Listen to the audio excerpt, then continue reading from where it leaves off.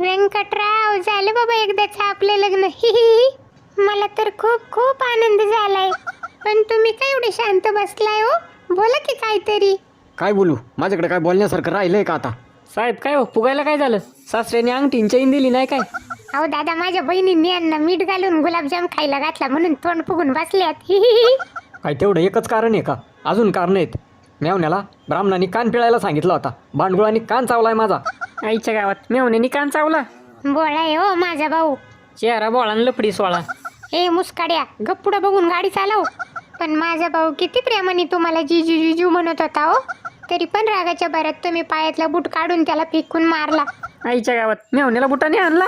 माझाच बूट मला परत द्यायला 10,000 रुपये घेतल्यात भांडगुळ्याने माझ्याकडनं. आईच्या गावात 10,000 रुपये. तुमच्या बहिणींनी पण मला केवढा त्रास दिला. मी काय बोलले का तुम्हाला?